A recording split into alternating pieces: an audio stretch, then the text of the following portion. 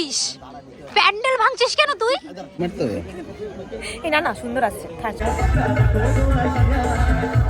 আমরা সোয়েটার পরে পুরো রেডি হয়ে গেছি, তো চলো যাওয়া যাক। ওদিকে লিটন দারা এসে ওয়েট করছে, চলো। Tata tata. Hello everyone, welcome to my YouTube channel নবডলি ব্লগস। আশা করছি তোমরা সকলে ভীষণ ভালো রয়েছো। চলে এলাম তোমাদের সাথে রাখিদের বাড়িতে বিয়ে বাড়ির সেকেন্ড পার্ট নিয়ে। তো দেখতে পাচ্ছ রাখির আমি এখানে বেরিয়ে পড়েছিলাম বিয়ে বাড়ি যাওয়ার উদ্দেশ্যে। ব্লগটা দেখতে থাকো পুরোটা।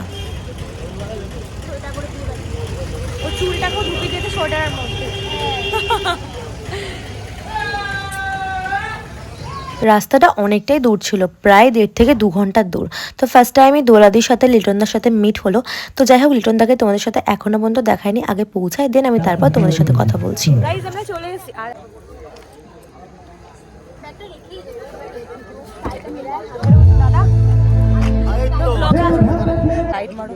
লাইক মারতে হবে। এই না সুন্দর আসছে। দাও, দেখো কি সুন্দর আসছে।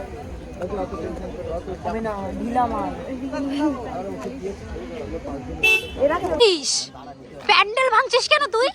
বিয়ে শেষ হয়নি? কি অবস্থা, গাইস প্যান্ডেল ভেঙে দিচ্ছে। কি পেয়েছিস দেখি, এটা হবে? এ কি অন্যের পড়ি দাও? সব সময় অন্যের বউয়ের দিকে নজর। পড়ি দাও বলছি, পড়ি দাও, পড়ি দাও। আগে তোদেরকে বাঁচাই। এবার ঠিক আছে, শোন না আমি কি বলছি। ও ওকে। তো এখন এখানে কি হচ্ছে জানি না, রেড লাইটে দাঁড়িয়ে। সো গাইজ, ফাইনালি আমরা বিয়েবাড়ির ভেতরে প্রবেশ করছি, আর ডেকোরেশনগুলো জাস্ট ওয়াও ছিল।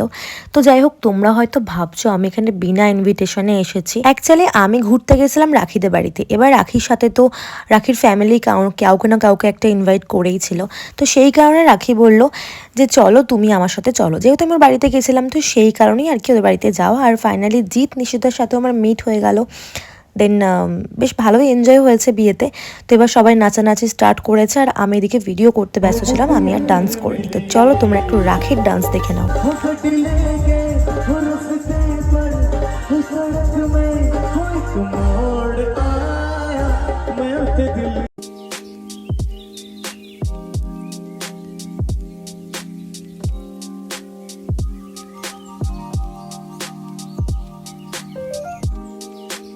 খাবি আর কত খাবি? কিরে কত লাস্ট? এটা এই নিজে কতগুলো লাস্ট হলো। কিরে আমাকে একটা দে।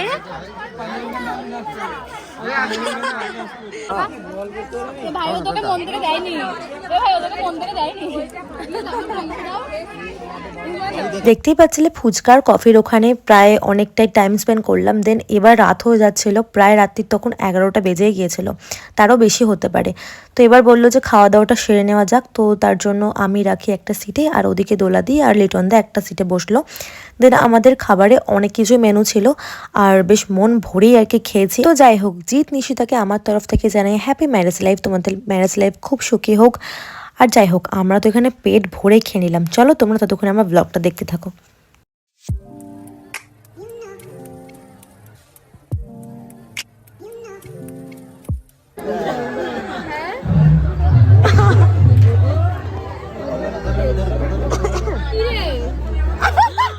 আমরা বউয়ের নাচ দেখার জন্য কতক্ষণ ধরে দাঁড়িয়েছি।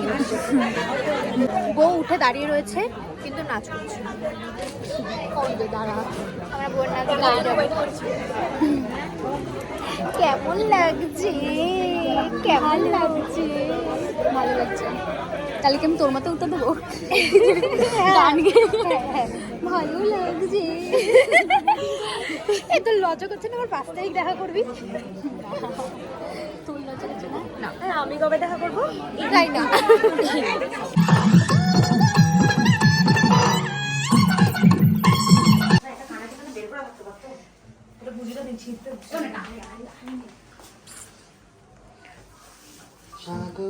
এখন এসেছি ওদের ফুলসজ্জার ঘাট দেখতে।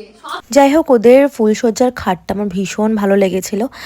আর বাড়িতে ফিরেও মানে রাখিদের বাড়িতে ফিরেও অনেক রাত পর্যন্ত, প্রায় রাতের 1টা থেকে 1:30টা পর্যন্ত আমরা রিলস বানিয়েছিলাম, কারণ ভিডিওগুলো শেষ করার ছিল। কারণ আমরা একটা ট্রানজাকশন ভিডিও করেছি যেটা তোমরা ইনস্টাগ্রামে অলরেডি দেখে নিয়েছো। আর একটা কাণ্ড বারে বারে যেটা আমার সাথে ঘটে সেটা হচ্ছে কানারের গুজি আমার খালি খুলে পালায়।